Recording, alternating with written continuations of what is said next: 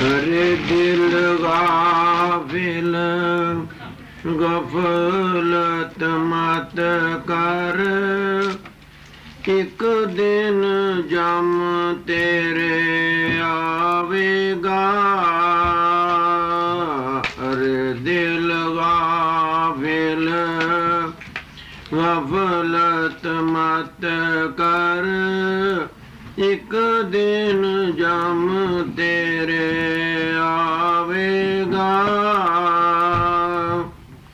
सौदा करन को या जग आया, पूंजी लाया भूल गवाया। अब मैं अपनी आत्मा से पूछता हूँ, फकीर चंद, क्या यम सचमुच आता है?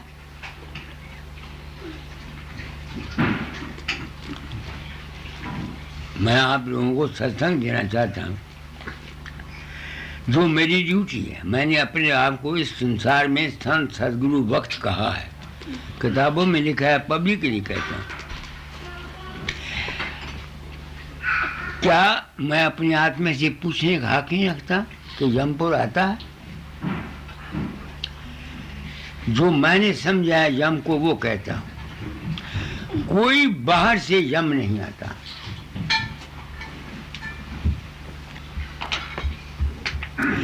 मरते वक्त कोई बाहर से यम नहीं आता है। ठीक। यम कहते हैं खारिज करने को। इंसान के अंदर जिस किस्म के ख्यालात, विश्वास, श्रद्धा या कर्म उसने किए हुए होते हैं, जिस तरह रात के वक्त तुम जिस किस्म के तुम्हारे संस्कार होते हैं, तुम सपना देखते हो, इसी तरह मरते वक्त जिस जिस किस्म के ख्यालात इंसान के होते हैं, वो उसके सामने शक्लें बना के आते हैं। ठीक। अब इसका सबूत मेरे पास सबूत ये है कि लोग मरते हैं, वो कहते हैं बाबा आया और घोड़ा ले आया, पालकी ले आया, हवाई जहाज ले आया, ये ले आया, और मैं नहीं जाता, मुझे कोई पता नहीं होता। इस एक ख्याल ने मुझको ये यकीन दिया कि जो उसके अंदर फकीर चंद मरते समय प्रकट हुआ, वो ये फकीर चंद तो था नहीं। ना बाबा सामन सिंह था, ना राम था, ना कृष्ण था, ना देवी। वो जिस किस्म का उसका विश्वास था, श्रद्धा था, वो आया। ये मेरा तजुर्बा। अब एक आपको सच्ची बात बताता हूँ। एक सूबेदार हजारी सिंह है, सूबेदार मेजर, वो सिपाही था। उस वक्त से वो मुझे मानता है। बड़ी बड़ी करामातें उसने उसके हिस्से में आई और मुझे कोई पता नहीं। तो वो ये समझता था कि मैं उसकी मदद करता हूँ। आप समझ गए ना? एक दफा क्वार्टर मास्टर था, उसका कोर्ट मार्शल हुआ, तो मेरा रूप उसके अंदर प्रकट हुआ। वो तो मेरे रूप ने कहा तेरा कोर्ट मार्शल नहीं कुछ कर सकता।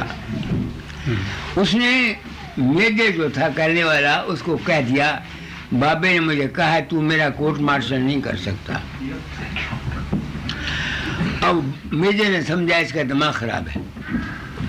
तो जिस दिन कोर्ट मार्शल हुआ, जिस कागज के इख्तियार पर, जिस कागज के बिना पर उसका कोर्ट मार्शल होना था, वो कागज ही नहीं मिला। उसका ऐसा विश्वास था। तो वो अमृतसर में गया, मैं वो अमृतसर में आया मेरे पास। उसने अपना एक वाकया सुनाया कि उसके चाचे के गुदा में फोड़ा था गांव में, तकलीफ बहुत थी। डॉक्टर को बुलाया, उसने कहा भाई मैं ऑपरेशन कर देता हूँ, अगर ये मर गया तो मैं जिम्मेवारी नहीं देता। उन्होंने कहा तुम ऑपरेशन कर दो। उसने उसका ऑपरेशन कर दिया। वो 2 घंटे बीमार बेहोश रहा उसका चाचा। जब वो उठा, चाचे को होश आई, तो हजारी सिंह को कहता है, हजारी सिंह तेरा मुझ पर बड़ा एहसान है, तेरा मुझ पर बड़ा एहसान है। उन्हें क्या एहसान मैंने किया?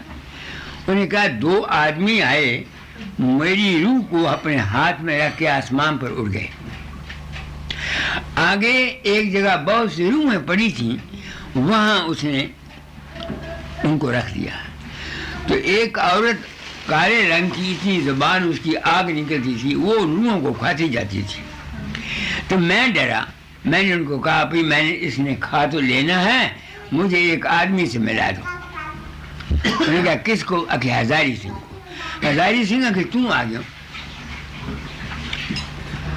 तुम आ गए, मैं आप लोगों को सत्संग दे रहा हूँ, 92 साल का बूढ़ा हूँ, मेरी उम्र पर का ख्याल करते हुए मेरी बात को ध्यान से सुनो। तो उसने कहा आप आगे। मैंने कहा बाबे नु कहो, वो जानता थी ना मेरा प्रेमी है, बाबे नु कहो मैनू तू बचा दे। अच्छा। वो कहना हजारी सिंह तू चला गया, बाबा आ गया, मैं चला गया। वो कहना मैं उसनू पकड़िया, उसनू रूह नू, उसनू क्या जा अपने घर नू। तो उसनू क्या भी तू नहीं खा सकती, ये मेरा जीव है। मैं उसनू पूछा, मैं तो गया नहीं। मैं क्या हजारी सिंह तू गया, तेनू पता है? अके नहीं।